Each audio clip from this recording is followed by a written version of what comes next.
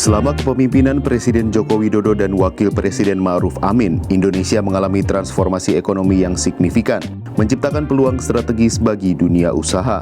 Pemerintahan Prabowo Subianto dan Gibran Rakabuming Raka diharapkan melanjutkan momentum ini dengan fokus pada pembangunan ekonomi inklusif dan berkelanjutan, sekaligus membuka peluang baru bagi ekspansi bisnis di seluruh Indonesia.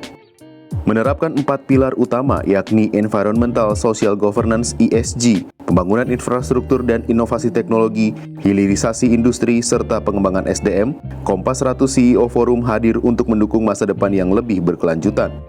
Kompas 100 CEO Forum juga hadir sebagai platform bagi para CEO dan pemerintah untuk berdiskusi, berkolaborasi, dan merumuskan strategi dalam memastikan Indonesia Emas 2045 tetap pada jalurnya meski di tengah masa transisi. Bagaimana prediksi maupun harapan para CEO bagi iklim ekonomi di pemerintahan berikutnya?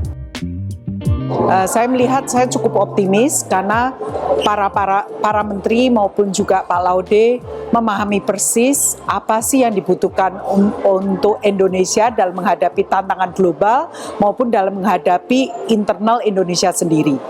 Sehingga kami meyakini dari dunia usaha, andai kata pemerintah tetap mau mendengar, juga berevolusi bersama dengan dinamika global, kami optimis bahwa Indonesia bisa menghadapi persoalan-persoalan yang pelik dan juga menghadapi tantangan global. Tentu dalam rangka pencanangan untuk mencapai 8% dalam beberapa tahun ke depan, ini ada satu hal yang bukan tidak mungkin, sangat mungkin terjadi. Kenapa? Kita punya modal yang kuat, kita punya bonus demografi yang sangat baik, kita punya middle class yang sangat baik, dan juga kekayaan alam dan faktor-faktor lain yang juga sangat mumpuni untuk bisa mencapai pertumbuhan tersebut. Tapi memang ada beberapa PR yang harus kita selesaikan bersama, seluruh pemangku kepentingan bersama dengan pemerintah, untuk bagaimana pertama antara lain yaitu iklim investasinya harus lebih baik lagi. Kemudahan berinvestasinya harus lebih baik lagi, lebih cepat, kalau bisa mengalahkan negara-negara tetangga kita, sehingga mereka yang mau investasi itu betul-betul ingin masuk ke Indonesia.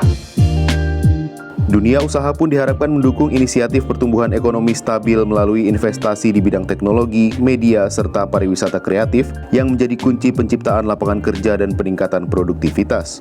Stabilitas inflasi dan surplus neraca perdagangan memberikan fondasi kuat bagi iklim bisnis yang kondusif, memungkinkan sektor swasta untuk terus berinovasi dan bersaing di pasar global. Di tengah transisi kepemimpinan, dunia usaha memiliki kesempatan penting untuk melanjutkan dan memperluas agenda pembangunan yang ada. Lantas, apa harapan para CEO bagi iklim usaha di pemerintahan berikutnya? Untuk industri tekstil dan garment, karena ini kembalinya lagi adalah labor intensif, kami tetap mengharapkan bahwa pemerintah juga mengetahui permasalahan kita secara mendalam. Jadi bukan hanya kulitnya saja. Karena industri ini diperlukan infrastruktur, diperlukan fasilitasi bagaimana free trade agreement dengan negara-negara lain terbentuk, karena kita perlu juga benchmarking dengan competitors kita, yaitu negara-negara seperti Vietnam dan juga negara-negara seperti China, India, dan juga seperti negara Bangladesh dan Kamboja yang masih memiliki GSP+, termasuk juga infrastruktur di dalam negara kita sendiri, baik hard maupun soft.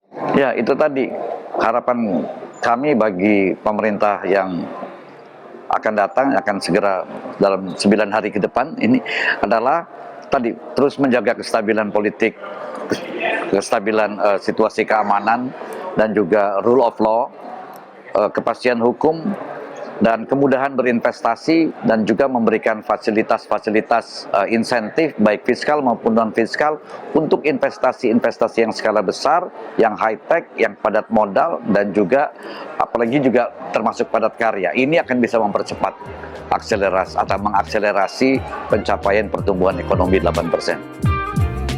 Berbekal harapan para CEO ini, kita akan menyongsong pemerintahan baru Prabowo Gibran pada 20 Oktober 2024.